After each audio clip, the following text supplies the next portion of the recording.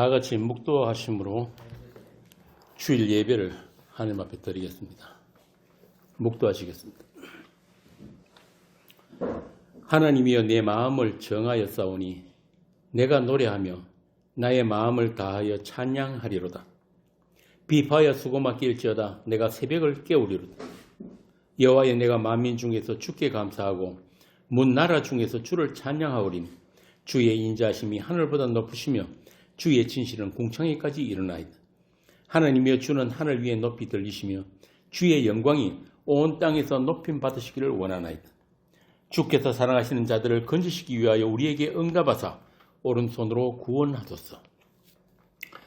아버지 하나님, 저희들로 하여금 하나님을 아는 복을 주셨습니다. 우리가 하나님을 알고 하나님을 누리며 하나님을 자랑하는 그런 이 복을 이 세상을 사는 가운데서도 세상을 향해서 자랑할 수 있는 그런 성도들이 되게 하여 주옵소서. 그래서 여둠의 세상 속에서 빛의 아들들로서 새벽을 깨우는 그런 교회가 되게 하여 주옵소서. 우리 주 예수님 이름으로 기도합니다. 아멘. 자, 오늘 말씀은 요한복음 12장 12절부터 19절, 요한복음 12장 12절부터 19절까지 한 절씩 교도하겠습니다. 그 이튿날에는 명절에 온 큰 무리가 예수께서 예루살렘으로 오신다는 것을 듣고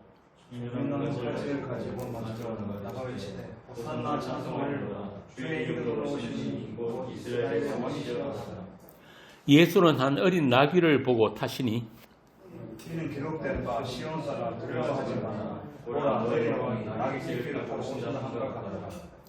제자들은 처음에 이 일을 깨닫지 못하였다가 예수께서 영광을 얻으신 후에야 이것이 예수께 대하여 기록된 것인과 사람들이 예수께 이같이 한 것임이 생각나더라. 나사로를 소돔에서 불러내어 죽은 자 가운데서 살실 때에 함께 있던 무리가 증언하더라. 이에 무리가 예수를 맞으면 이 표적 행하심을 들어서 미르라. 바리새인들이 소돔하라되 볼지어다 너희 하나님의 쓸데없다 보라 온 세상이 그를 따르는도다. 아멘. 세상 사람들하고 예수 믿는 성도와의 차이점이 뭘까요?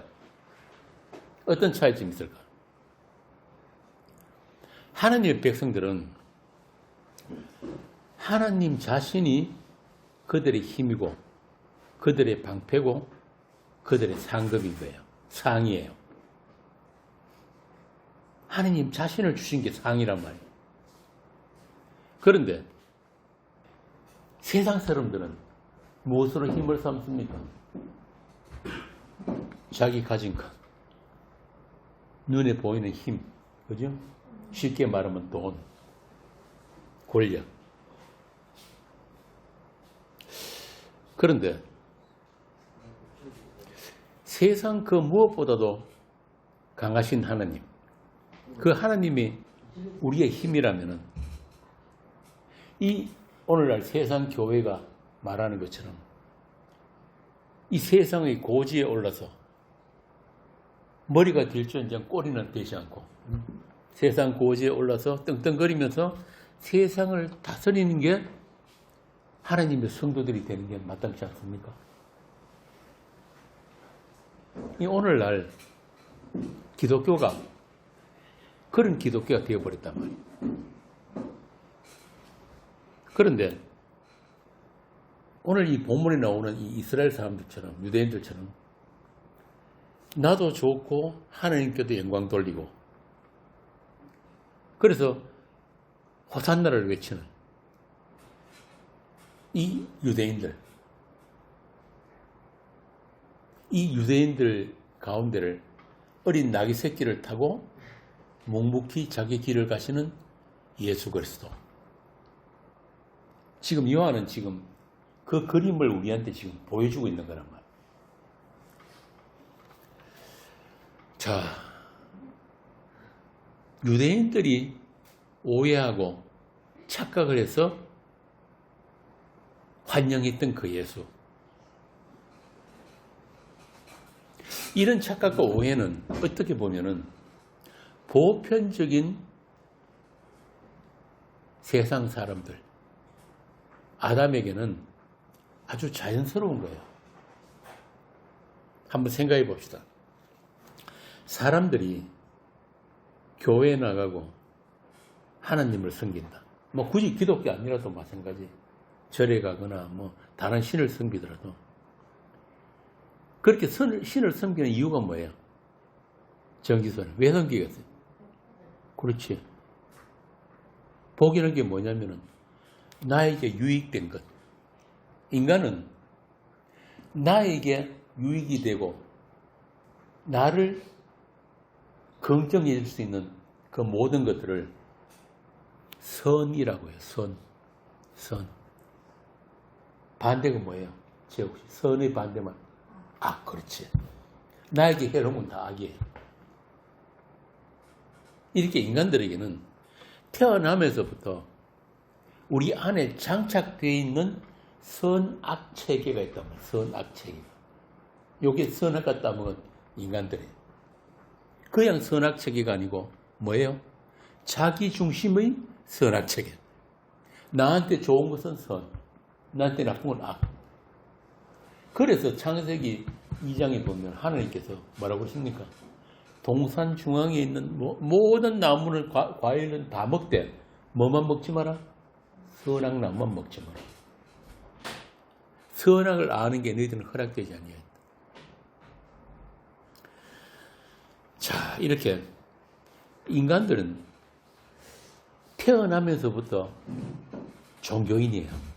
뭐 나는 무교고 나는 하나님 안 믿습니다 하는 그 전부 다 거짓말이에요. 왜냐하면 우리 몸 안에는 선악책이라는 그 선악과의 DNA가 들어있기 때문에 뱀이 처음에 하와를 유혹할 때 선악과 따먹으면 어떻게 된다 그랬어요? 하나님처럼. 그러니까 이 세상은 어떻게 보면 신들의 전쟁터예요. 다 신이에요. 다 신들이 되어버렸다니까. 그래서 하나님이 모세를 불러서 시내에서 하나님의 법, 율법을 주실 때, 10계명을 주실 때 제일 첫 번째 계명이 뭐예요? 응? 다른 신 두지 마라. 그 때문에 그래. 이미 다들 신이 되어버렸기 때문에. 나 위에 다른 신 없다. 그런 인간들에게 아무리 하나님께서 선지자들을 보내가지고 하나님의 말씀을 전해도 알아들을까요? 못 알아들을까요? 전부 다 어떻게 듣는다? 내가 듣고 싶은 것. 그래서 신비한 이사야를 보고 뭐라 그랬어요? 가서 사람들 귀 막고 눈 가리고 전해라. 이 말은 무슨 말이냐면 어차피 못 듣는다. 보긴 보아도 깨닫지 못한다. 듣긴 들어도 모른다. 그 얘기. 자, 그래서 지금 예수님이 드디어 예루살렘으로 입성을 하십니다. 하시는데 수많은 군중들이 지금 예수님을 환영하겠다고 다 몰려들었어요. 이때가 6월절 명절 때란 말이에요. 그러면 이스라엘 사람들은 나이 20세만 되면 남자들은 무조건 3대 절기에는 다 예루살렘에 무조건 와야 돼, 성전에. 거기다 여자 아이들과 합치면은 막 대충 그 옛날에 고대 사가들이 기록한 거 보면은 이 대구 인구 정도 250만 정도가 이 좁은 예루살렘에 모였다 그러니까 얼마나 바글바글하겠어요. 그런데 이 사람들이 지금 예수님을 환영한다고 종려나무 가지를 흔들면서 호산나 외치고 있단 말이에요. 왜 그랬을까요? 여기 오늘 본문에 나오잖아. 그들이 뭘 봤다? 응? 나사로를 무덤에서 불러내어 죽은 자 가운데서 사실 때 함께 있던 무리가 정언한지라.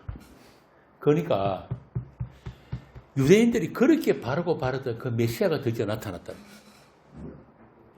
그 메시아가 나타나가지고 이제 우리가 로마의 압제로부터 우리를 해방시켜 줄 수 있는 그 메시아.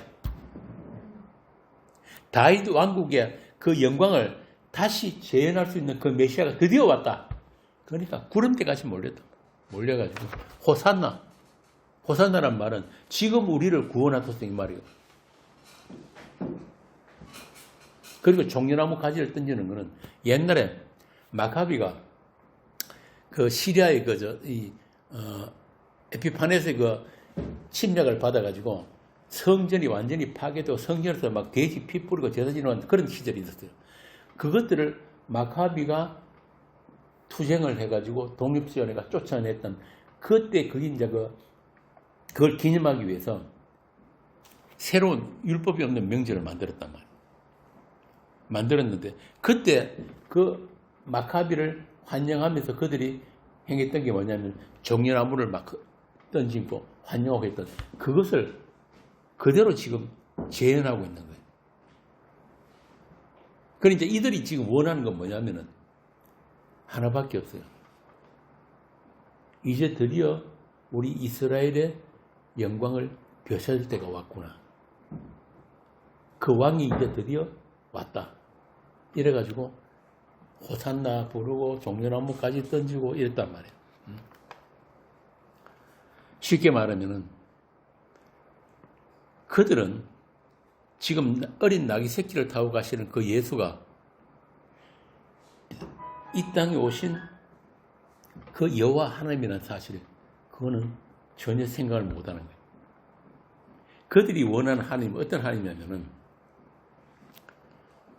우리를 구원해 줄 전능하신 그런 하나님, 그리고 내가 원하는 것을 얻어내고 나에게 닥칠 수 있는 불행한 일들을 사전에 막아줄 수 있는 그런 하나님.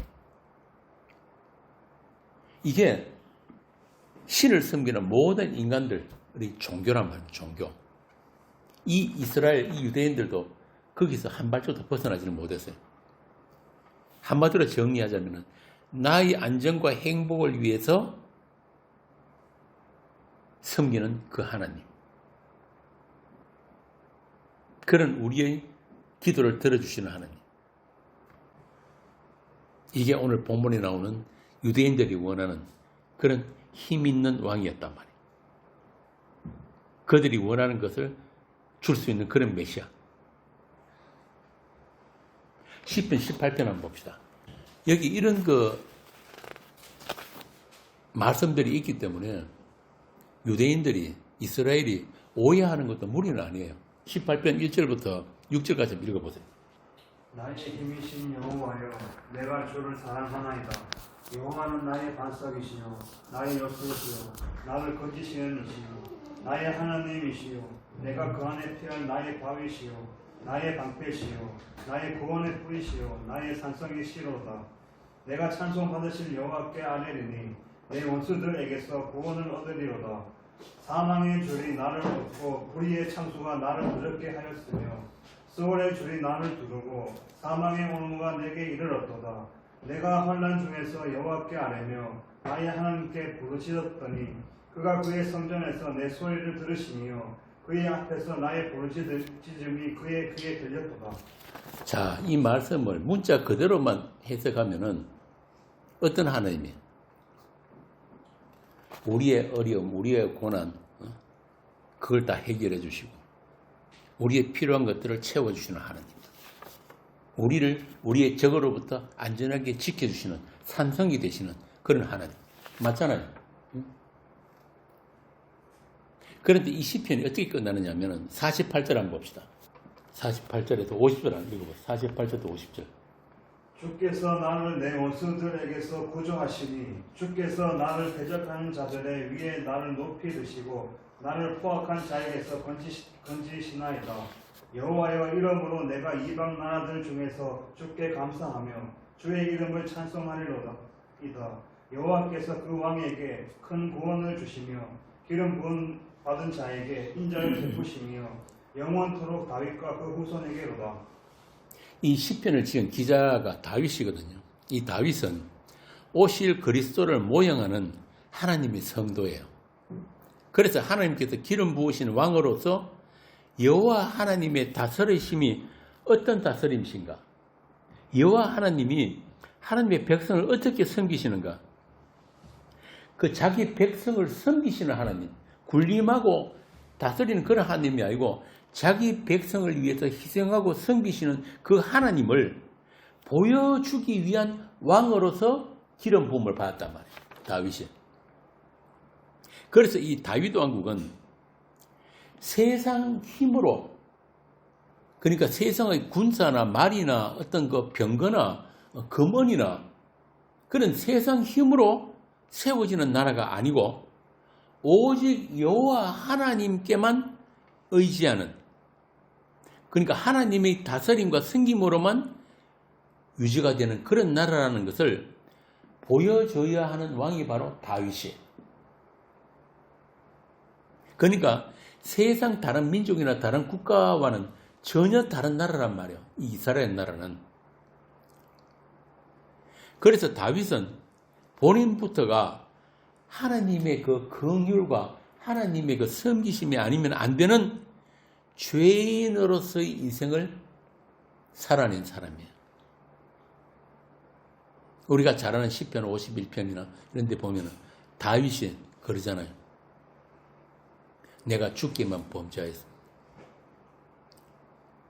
바세바하고 가늠하고 우리아를 죽인 그 다윗이 그 사건을 통해 가지고 뭘 알았느냐? 하나님이 불쌍히 여기심, 그리고 하나님이 꺾으신 그 뼈가 아니면은 나는 아무것도 아닙니다. 그걸 알았던 사람이 이스라엘 왕인 다윗이란 말이에요. 그러니까 백성 위에 군림하는 왕이 아닌 섬기는 왕으로서 이 다윗. 아까 제가 처음에 그랬죠. 이 다윗은 뭘 모형한다고?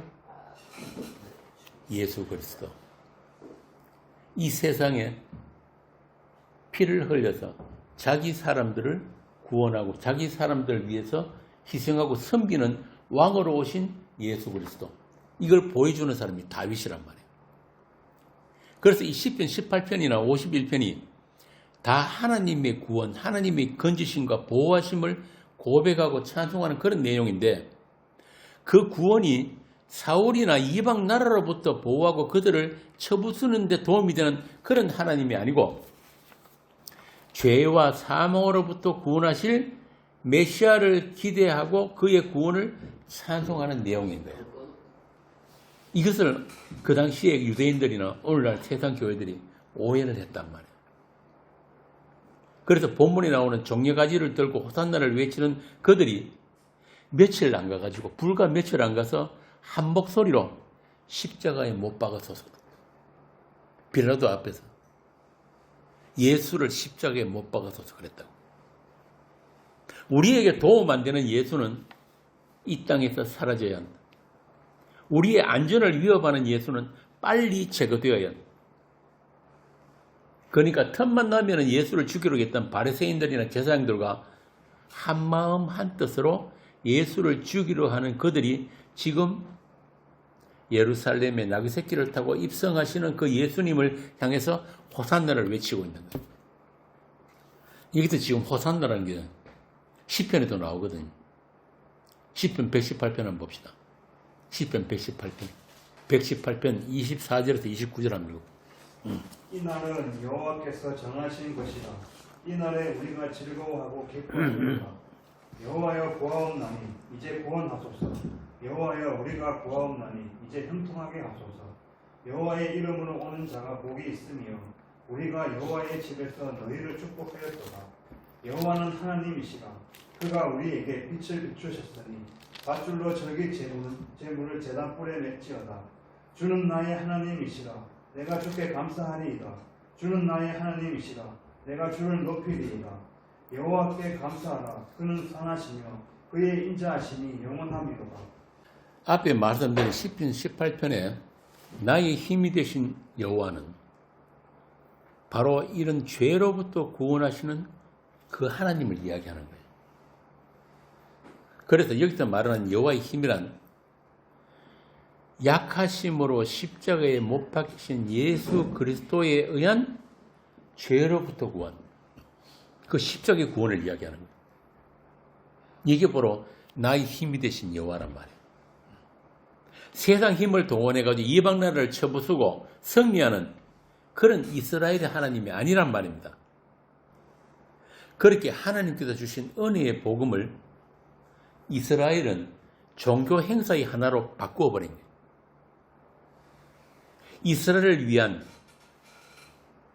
이스라엘을 하나로 결속시키는 그런 이념화된 그런 종교. 그렇게 종교화된 행사로 바꾸어 버렸단 말이에요. 오늘 본문에 나오는 수많은 군중들이 바로 그들이에요. 나를 위한 하나님, 우리 민족과 국가를 위한 하나님, 내 죄를 씻어주는 예수 십자가, 우리 교회를 부흥시켜 주시는 전능하신 하나님. 그러니까 2000년 전 이스라엘이나 오늘날 세상 종교인들이나 하나님을 오해하기는 다를 게 전혀 없다. 왜? 우리는 그 하나님을 오해할 수밖에 없는 몸을 가지고 있기 때문에. 아까 처음에 말씀드린 선악과의 독성이란 말이에요. 그렇게 오해하는 게 아주 자연스러운 거예요. 오늘부터 보면은 무슨 나라에 무슨 일만 생기면 뭐합니까? 목사들 다 모아가지고 조상 기도해야 하잖아. 대통령까지 와가지고 조상 기도해야 한다고. 유명한 목사들 다 청와대 불러가. 요즘 청와대 없지만. 그러면 그 기도를 하나님이 들으실까요? 안 들으실까요? 아니란 말이에요. 지금 호산나 외치는 이 유대인들이나 오늘날 조상 기도해야 하는 그놈들이나 다 똑같은 놈들. 예수 모르기는 마찬가지란 말이에요. 이렇게 인간은 정상이 아닙니다. 정상이 아니에요. 인간은 자기에게 도움이 되고 자기를 인정해주는 신만 신으로 인정을 합니다. 이것을 다른 말로 하면 우상성이라고 해요. 우상성.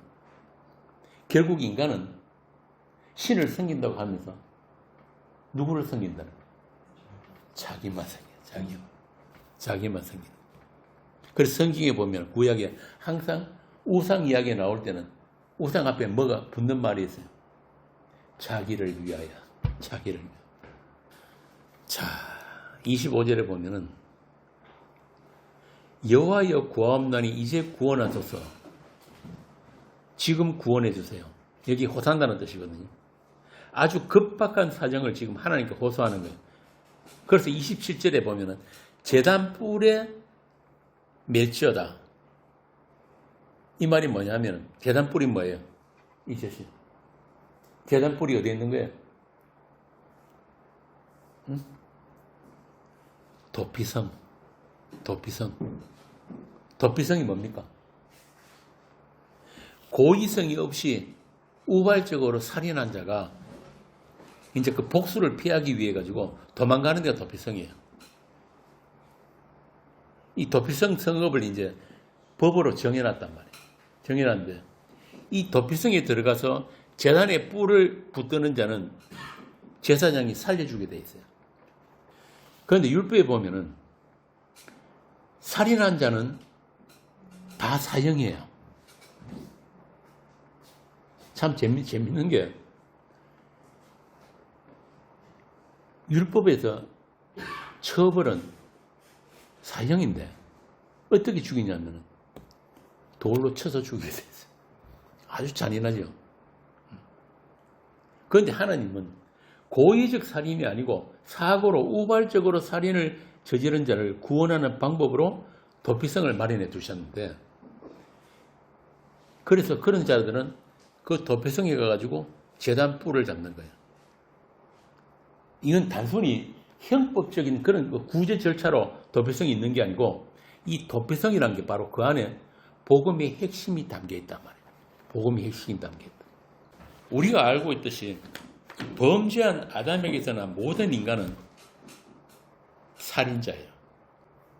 그걸 증명하는 게 뭐냐면 아담의 첫 아들 가인의 아벨 살해 사건이에요.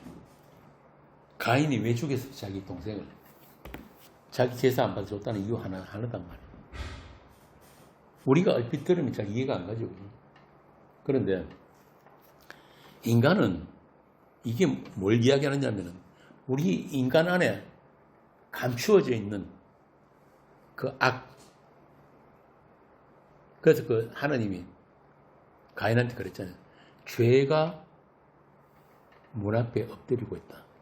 이 말은 언제라도 우리는 그런 살인을 할 준비가 되어 있는 자라는 뜻이에요. 인간은 자기 존재가 부정되면은 형제라도 죽이려고 하는 그런 살인 의지가 감춰져 있다는 말이에요. 이 말은 결국 이 땅에 오실 하나님의 아들의 죽음을 앞당겨서 보여주는 게 바로 가인의 아벨 살인 사건입니다. 그래서 예수님은 이 세상 그 가인들에게 미움받기 위해서 오신 분이에요. 그렇게 모든 인간은 이 땅에 오신 그 하나님을 미워할 수밖에 없는 그 선악과의 독성을 유전자로 가지고 있다. 아까 말씀드린 대로 다 신들이 되어버렸는데 진짜 신이 오니까 그 진짜 신이 오셔가지고 너희들은 신 아니야 그래 버리니까 죽이고 싶죠. 여기는 우리들이 땅이고 우리들 세상인데 저 인간 하나만 없어져 주면은 이 땅에 평화가 올 것 같다니까. 우리 존재가 그렇게 부정되는 것 이것만큼은 도저히 우리가 참을 수 없다. 창세기 3장 5절에 나오는 그 하나님처럼이 독성이란 게 바로 그런 거란 말이에요. 이 하나님이처럼이란 나를 부정하는 존재는 하나님이라도 살해해버리겠다는 그게 바로 하나님처럼이에요. 그래서 가인이 동생을 죽인 이유가 바로 하나님께서 가인의 제사, 바꾸어 말하면 가인의 존재를 부정하셨기 때문에 그 하나님을 가인이 죽일 수는 없으니까 제사를 받아준 아벨을 없애버린 거예요. 아벨이 존재하는 한 가인의 그 존재 가치가 부정되기 때문에 이렇게 선악과를 입에 물고 태어난 모든 인간은 하나님 살해 의지를 가지고 있단 말이에요. 이 참 선악과라는 그 복음 이게 로마서 5장에 가면 바울이 하나님께서 첫사람 아담을 통해서 죄를 세상에 집어넣으셨다고 하는 바로 그 복음이란 말이에요. 오늘날도 이 말씀 안에 있는 그 복음, 그 진리를 모르는 자들은 계속 그런 의문을 가지게 돼 있어요. 그 선악과만 없었으면, 에덴의 그 뱀만 없었으면 우리가 이렇게 힘들지 않을 텐데. 그게 아니란 말이에요. 그 선악과 자체가 복음이에요, 복음. 선악과를 먹고 아담은 예수 그리스도께로 가서 예수 그리스도 안에서 완성되는 아담이에요. 그래서 예수는 그러잖아요. 나를 믿는 자는 죽어서 살겠고 반드시 죽어서 살아야 돼요. 선악과 따먹은 우리 이 몸 이대로 천국 못 간단 말이에요. 우리의 이 선악과를 따먹고 죽은 우리 이 몸이 예수 그리스도 안에서 그의 생명으로 새로 바뀌어져야 돼요. 이 몸이 하늘의 형상이신 그 예수 그리스도의 몸으로 바뀌어져야 된단 말이에요. 그래서 선악과를 복음이라 그러는 거예요. 자, 이렇게 선악과를 따먹고 하나님처럼 된 이 아담은 그 안에 자체적으로 예수 그리스도를 죽일 수밖에 없는 그 죄가, 그 자기중심의 선악체계가 우리 안에 내장이 되게 된다. 그런 아담들에 의해서 이 땅에 오실 예수 그리스도가 살해를 당하는 것. 이게 하나님 약속의 성취예요. 그러니까 이 복음을 제대로 이해를 못하면은 오늘날 이 세상 교회들 같이 이제 우리는 절대로 예수님 다시 오시면은 그렇게 안 할 텐데 그 유대인 그 나쁜 놈들, 빌라도 그 나쁜 놈, 그게 아니란 말이에요. 그래서 로마서 5장 14절입니다. 거기 보면은 아담은 뭐라 그럽니까? 오실 자의 모형이다, 표상이다. 이 말 무슨 말이냐면 아담과 선악과 때문에 아담과 십자가의 예수 그리스도는 하나님의 약속을 이루는 동일한 일을 했다. 같은 일을 했다. 이 말이에요. 그러니까 아담은 반드시 선악과를 따먹고 예수 그리스도로 아담에게로 가서 예수 그리스도를 살해하는 아담. 아담에게 살해당하는 예수. 이게 바로 하나님 약속이 성취되는 십자가란 말이에요. 그런데 오늘 본문에는 아직까지도 하나님의 선민이라고 하는 이 유대인들은 그 예수를 지금 오해하고 있는 거예요. 자기들을 로마로부터 독립시켜줄, 해방시켜줄 그 메시아로 알고, 그 다윗 왕국의 영광을 재현시킬 그 메시아로 알고 지금 종려나무 들고 던지고 야단쳤단 말이에요. 그래서 아담에게서 태어난 모든 인간은 반드시 하나님을 미워하게 되어 있어요. 나는 예수 믿으면서 한 번도 예수만 사랑하고 예수만 찬송하고 한 번도 그런 생각 가지고 온 적 없다는 사람은 지금까지 다른 예수 믿은 거예요. 자기 실체를 한 번도 들켜보지 않았다는 말이에요. 그래도 성령이 오시면 우리에게 뭘 한다고 그럽니까? 우리 죄에 대해서, 의에 대해서, 심판에 대해서 우리를 책망하는 거예요. 우리 속에 꽁꽁 감춰둔 그거를, 그 죄성을 다 벗겨낸단 말이에요. 너는 예수가 다시 와도 그 예수를 죽일 수밖에 없는 죄인이야. 제가 그저께입니까? 우리 카페에 글 하나 쓴 게 있는데 그게 뭐냐면 죄인이란 말은 어떤 나쁜 짓을 해서 죄인이 아니에요. 어떤 나쁜 행위를 해서 죄인이 아니라 존재 자체가 죄예요. 존재 자체가. 이 말은 무슨 말이냐면 죄인에게서 나오는 모든 것이 죄란 뜻이에요. 뭘 해도 죄가 된다. 하나님 보시기에는 깨끗한 게 하나도 없다는 이야기. 이런 거예요. 저수지잖아. 댐 자체가 오염되어 있는데 그 물 받아 묻으면 아무리 밑에서 정수 한들 안 된단 말이에요. 우리는 아담에게서 물려받은 몸이기 때문에 안 돼요. 아무리 이 몸을, 우리 마음을 깨끗이 닦고 종교 생활을 통해서 경건하게 살려고 해도 그게 안 되는 거예요. 옛날에 그런 거 많이 했잖아요. 그 중세 시대 때 그 수도원 운동 같은 거. 오늘날도 그 종교인들이 왜 머리 밀고 머리 깎고 산에 들어갑니까? 속세를 떠난 이유가 속세의 이 더러움으로부터 자기를 깨끗이 지켜보려고. 그게 안 된단 말이에요. 왜? 상수원이 썩어 있기 때문에. 그럼 어떻게 해야 돼요? 바꿔주시는 밖에. 이 몸을 바꿔주시는 거예요. 우리 그 동료도 그런 거 있죠. 두꺼워 헌집 죽기 새집다.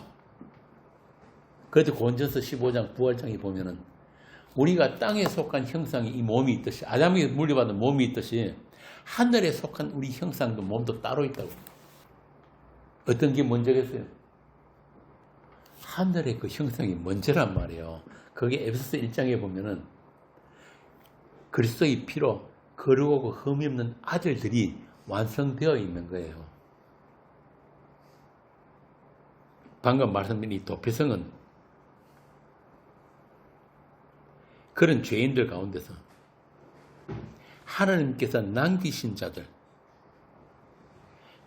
자들에게 베푸시는 하나님의 긍휼과 자비를 보여주는 복음인 거예요.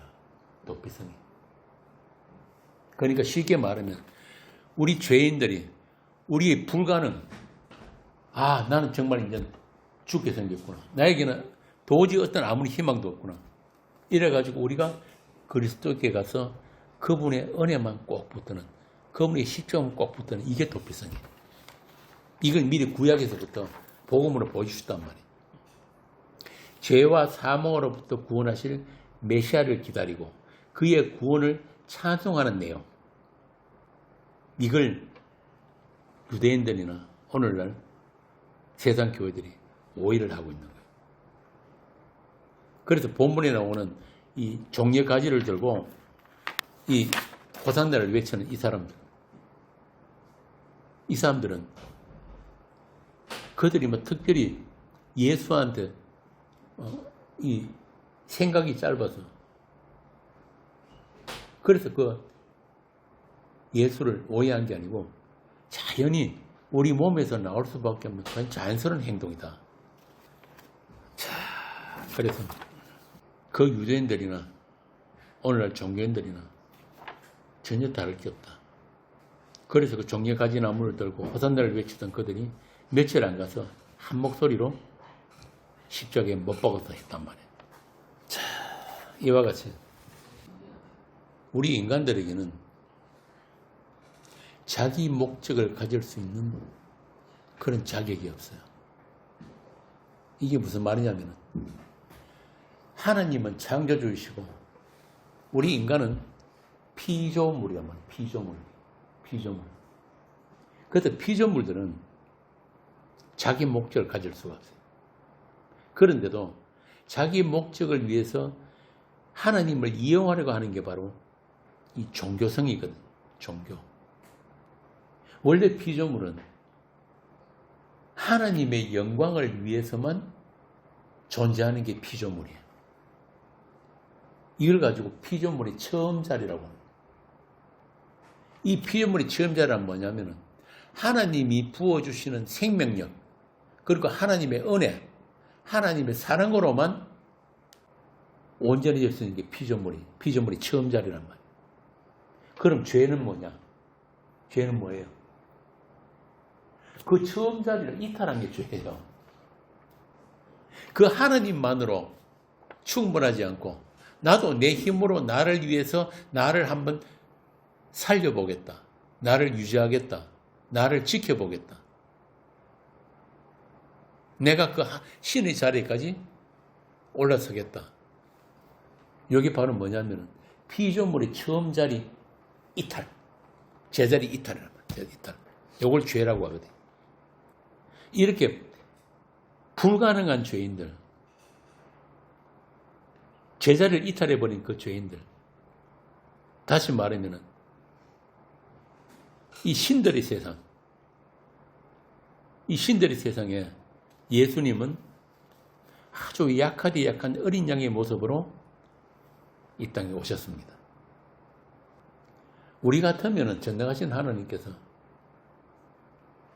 자기 아들을 죽이려고 달려드는 이 죄인들을 그냥 한꺼번에 노아 홍수 때까지 싹 쓸어버리면 될 텐데, 그게 아니고 자기 아들을 약속대로 그야말로 약하디 약한 어린 양의 모습으로 이 세상에 보내신 거예요. 이사야가 말한 그 도살장으로 끌려가는 어린 양. 한번 봅시다. 이사야 53장 7절부터 8절 한번 읽어보세요. 그가 곤욕을 당하여 괴로울 때에도 그의 입을 열지 아니하며 마치 도수장으로 끌려가는 어린 양과 털 깎는 자 앞에서 잠잠한 양같이 그의 입을 열지 아니하였도다. 그는 곤욕과 심문을 당하고 끌려갔으나 그 세대 중에 누가 생각하기를 그가 살아있는 자들의 땅에서 끊어지는 마땅히 형벌받을 내 백성의 허물 때문이라 하였으리요. 이렇게 선지자들을 통해 가지고 이 땅에 오실 메시아를 반복적으로 이야기를 했지만은 유대인들 귀에는 그게 안 들린 거예요. 오늘 이 호산나 외치는 이 사람들처럼 그야말로 전능한 메시아, 이스라엘의 영광을 위한 메시아, 그 메시아만 원했단 말이에요. 그래서 예수님의 그 약속의 성취로 인해서 이 땅에 오신 성령, 그 성령을 받은 사도들은 그 메시아를 다시 이렇게 풀어서 설명해 주겠습니다. 고린도후서 13장 4절에서 보세요. 유대인들이 오해했던 그 메시아는 오늘날 오고 오는 세대의 모든 이 교회들에게도 똑같이 오해될 수 있기 때문에, 그래서 고린도에 보낸 편지에서 사도 바울이 이렇게 이야기를 하는 거예요. 13장 4절부터 5절입니다. 그리스도께서 약하심으로 십자가에 못 박히셨으나 하나님의 능력으로 살아계시니 우리도 그 안에서 약하나 너희에게 대하여 하나님의 능력으로 그와 함께 살리라. 너희는 믿음 안에 있는가 너희 자신을 시험하고 너희 자신을 확증하라. 예수 그리스도께서 너희 안에 계신 줄을 너희가 스스로 알지 못하느냐. 그렇지 않으면 너희는 버림받은 자니라. 예수님을 살해한 그 이스라엘이나 교회라고 하는 너희들이나 약하심으로 십자가에 못 박히신 그 예수를 모르면은, 그 예수의 믿음 안에 있지 않으면은 모두 다 뭐라고? 버림받은 자들이다. 자, 그런데 우리는 다 세상에서 태어나서 세상밖에 모르고 살아온 인간들이잖아. 강한 게 선이란 말이야. 맞잖아요. 그죠? 많이 가진 게 선이고 강한 게 선이고, 이게 우리가 세상에서 지금까지 배워온 거란 말이야. 맞죠? 김미정 기사님. 그런 세상인데, 약하심으로 십자가에 못 박힌 예수가, 힘없이 인간들에게 맞아 죽은 그 예수가 이 땅에 오신 하나님으로 믿을 수 있다는 것을 우리 인간에게는 불가능해요. 그래서 뭐가 등장합니까? 방금 고린도서 10장에서 뭐라 그럽니까? 믿음. 믿음이 그래서 등장하는 거예요. 믿음만. 너희는 그 믿음 안에 있는지 자신을 시험하라고 한 그 믿음 안, 이걸 다른 말로 하면 그리스도 아니거든. 이 믿음이 뭐냐? 제가 여러 번 이야기했죠. 믿음은 우리에게서 나올 수 있는 게 아니고 하나님의 선물인데, 다른 말로 하면은 하나님의 약속을 다 이루신 그 예수 그리스도와의 관계, 그 관계를 믿음이라고 하거든요. 전번에 제가 대전 모임에서 믿음에 관한 오해에 대해서 길게 강론해 놓은 게 있는데, 다음에 다시 한번 읽어보세요. 그래서 이 사도 바울은 이 믿음에 대해서 어떻게 설명하냐면, 가라데서 2장 20절에 이렇게 이야기합니다. 한번 읽어보세요. 내가 그리스도와 함께 십자가에 못 박혔나니 그런즉 이제는 내가 사는 것이 아니요 오직 내 안에 그리스도께서 사시는 것이라. 이제 내가 육체 가운데 사는 것은 나를 사랑하사 나를 위하여 자기 자신을 버리신 하나님의 아들을 믿는 믿음 안에서 사는 것이라. 여기 번역이 좀 잘못됐는데, 아들을 믿는 믿음이 아니고 아들의 믿음이에요. 아들의 믿음 안에서 사는 것이다. 이게 고린도서 13장 같은 말이에요. 그 믿음 안에 있는 거. 아들의 믿음 안에 있는 거. 그러니까 우리가 그 예수를 선택한 게 아니고, 우리는 그런 예수 절대 선택 안 합니다. 약하심으로 십자가에 못 박힌 그런 예수 말고 정말 나에게 도움이 되는 영양가 있는 그런 예수를 원하는데, 그게 아니고 약하심으로 십자가에 못 박힌 그 예수가 나의 주가 되고 그리스도가 되는 것은 그분이 선택이란 말이에요. 그분이 선택을 받은 자들만, 그 믿음 안에, 그분이 믿음 안에 있는 자들만 그분이 나의 주고 하나님이 되시는 거예요. 지금 사도 바울이 지금 그 이야기를 하고 있다. 그리스도가 나의 주가 되셔서 내 인생을 그분이 사시는 거예요. 이게 구원이에요. 이게 복음의 현실이고 하나님이 약속의 성취란 말입니다. 이 약속의 성취를 위해서 예수님이 지금 어린 나귀를 타고 종교의 성전이 있는 그 예루살렘으로 지금 들어가시는 거예요.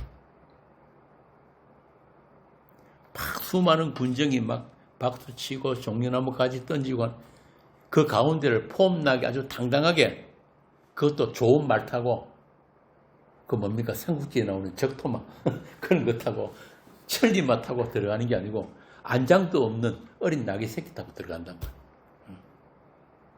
하나님은 내 편이라고, 우리 이스라엘 하나님이라고 알고 있는 그 유대인들이 열렬한 환영 속에 지금 예수님은 그냥 묵묵히 자기 길을 가고 계십니다.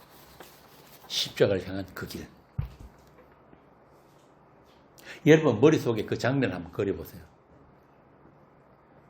그 수많은 군중들 속에서, 그 외침 속에서 이스라엘의 새로운 왕을 맞이하는 그 수많은 그 군중들 사이로 나귀 새끼를 타고 가시는 그 예수.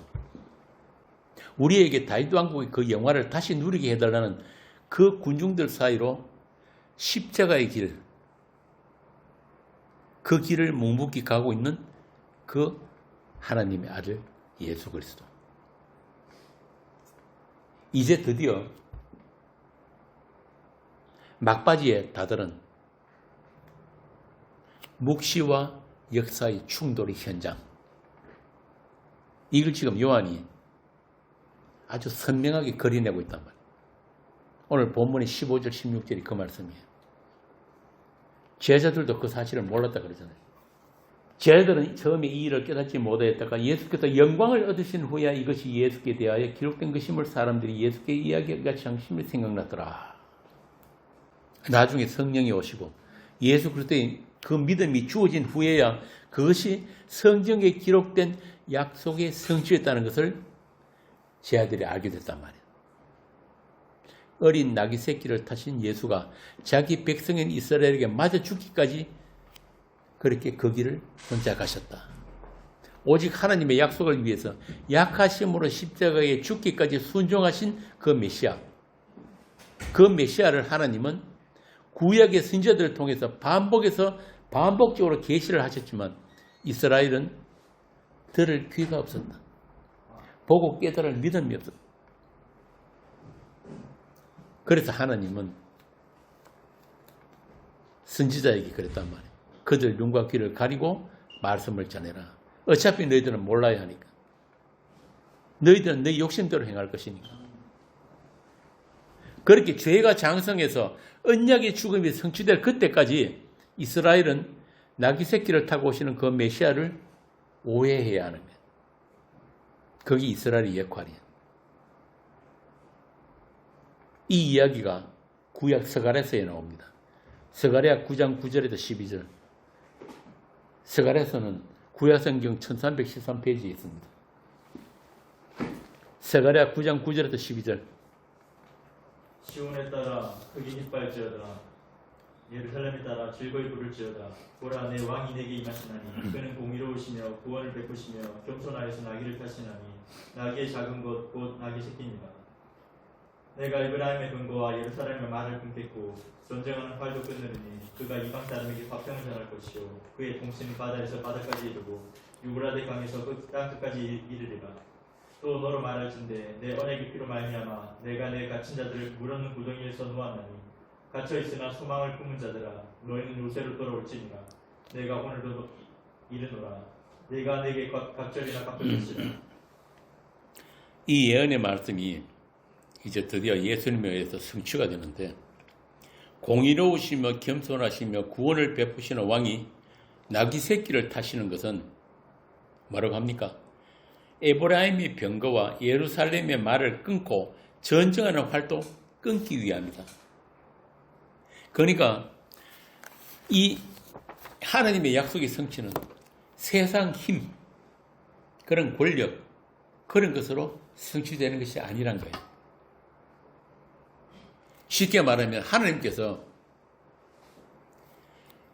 하나님이 선민이라고 하는 그 이스라엘을 무장해제시켜버리겠다. 어떻게? 너희들에게 맞아 죽는 그 예수를 통해서. 구원은 너희들의 그런 힘, 그런 군사력, 세상 힘으로 주어지는 것이 아니라 언약의 피가 너희들을 죄의 권세로부터 구원할 것이다. 그러니까 하나님의 뜻은 이 이스라엘의 독립이나 부귀영화, 행복이 아니란 말이에요. 그럼 뭐냐? 죄에서부터 구원, 사망으로부터 구원, 새 생명 주는 일. 구약 전체가 전부 다 그 이야기를 하고 있는 거예요. 그런데 그 구약을 주신 그 이스라엘조차도 그 말씀을 깨닫지 못했다. 여기 12절에 보면 소망을 품은 자, 메시아를 기다리는 자, 너희는 내게로 돌아오라. 내가 너희들의 도피성이며 요새가 된다. 그리고 그 화평은 이스라엘을 넘어 이방인에게도 전해질 것을 스가랴서를 통해서 이미 예언을 하신 거예요. 그런데 이 같은 예언은 이미 출애굽한 이스라엘에게 광야에서 하나님께서 주신 그 말씀 안에 이미 나오고 있어요. 신명기 17장 한번 봅시다. 신명기 17장 16절.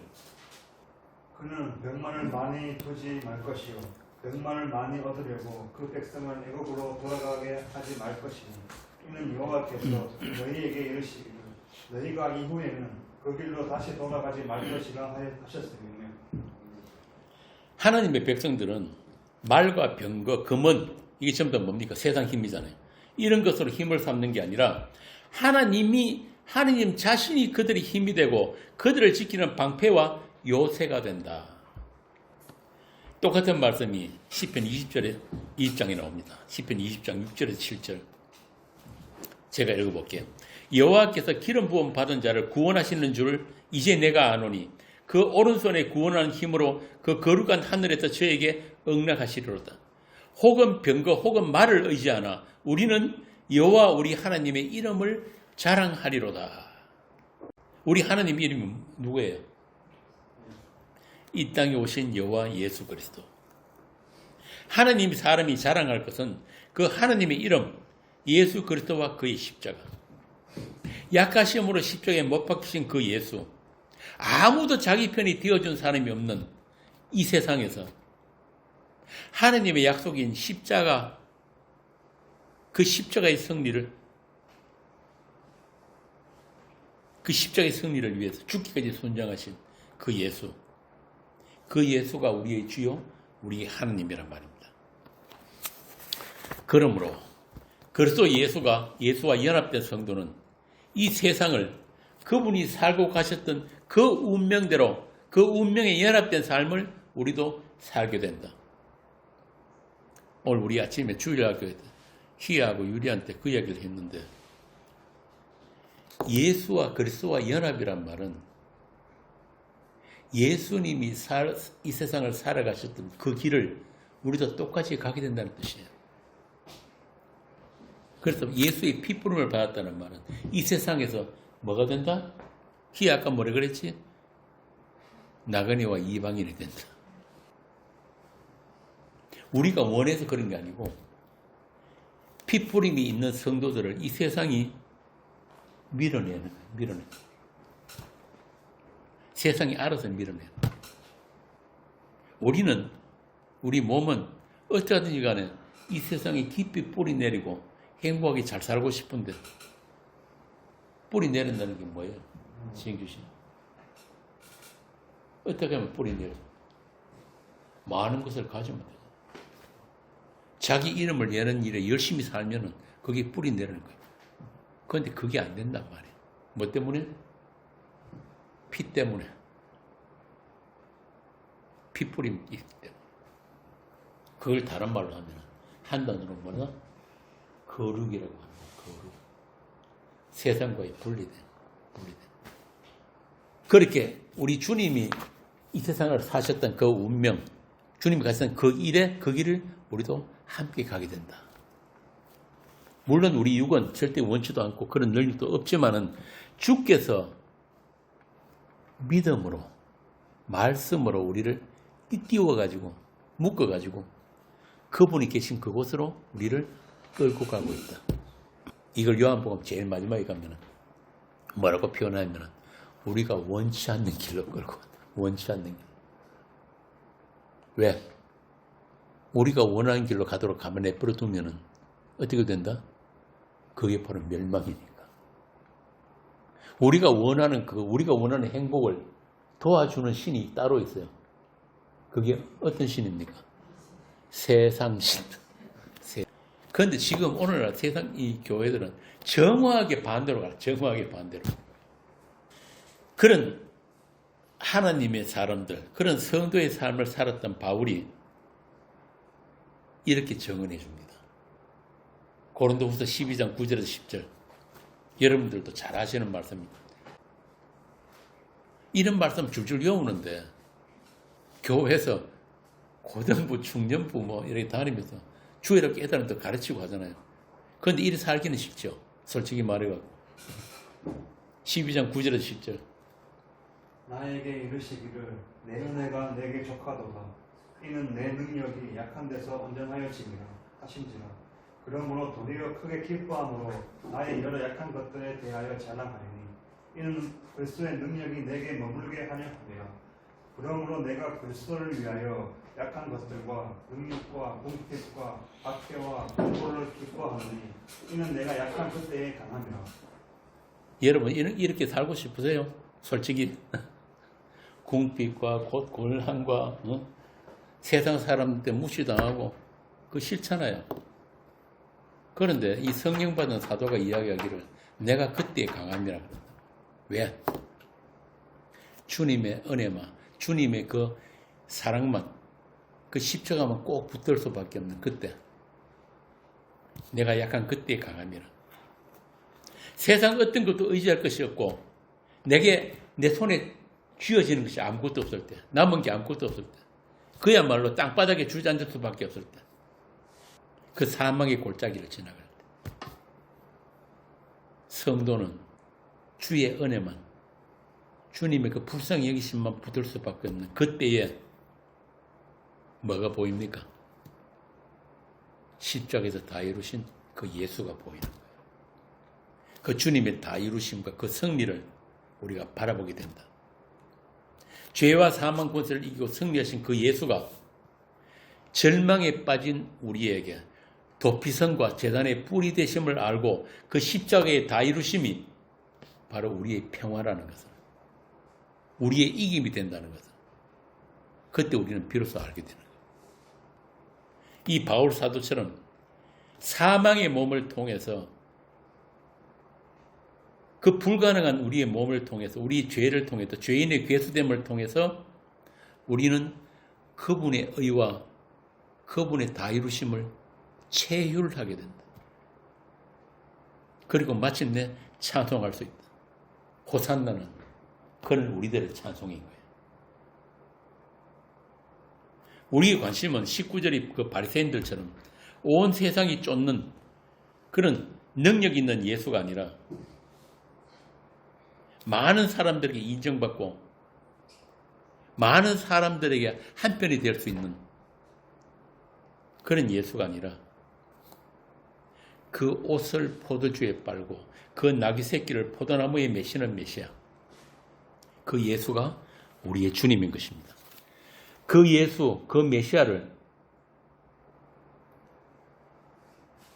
이미 야곱이 자기 후손들에게 예언하고 있어요. 창세기 마지막에서.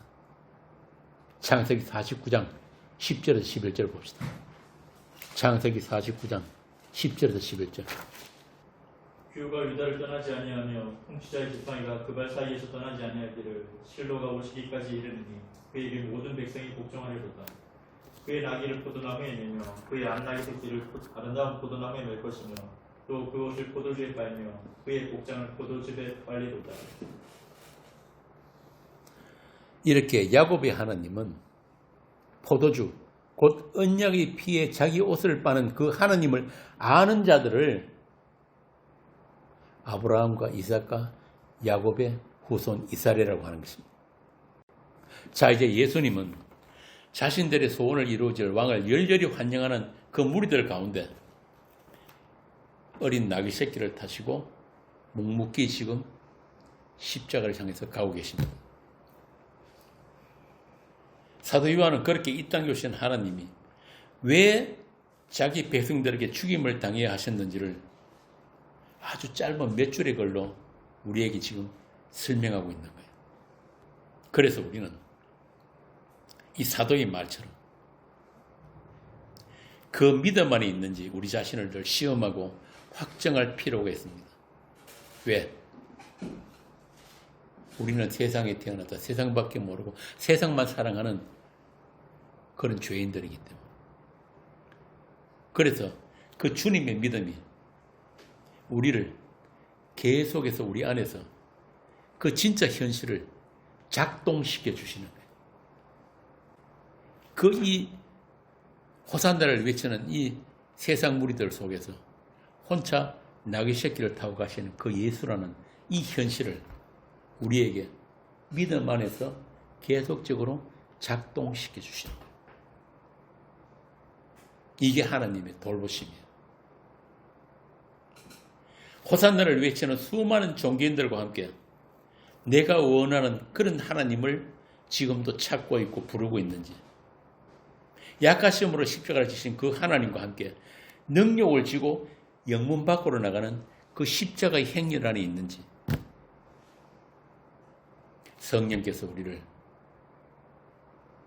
늘 책망해 주시기를 기도합시다. 그 책망이 없으면, 그 사랑이 없으면 우리는 아무것도 아니기 때문에 기도하겠습니다. 아버지 하나님, 은혜를 감사합니다. 홀로 십자가의 길을 가시는 예수님을 자신들이 원하는 왕으로 삼으려고 했던 그 이스라엘과 조금도 다를 바가 없는 우리인데, 주께서 우리 심령에 피를 뿌려주시고 또 우리로 하여금 주의 음성을 듣게 하심을 감사합니다. 우리가 아버지 집에 다다를 그날까지 이 세상, 이 사망의 골짜기를 통과할 때에 주께서 저희와 동행하시며 저희들의 지친 무릎을 이렇게 세워주시고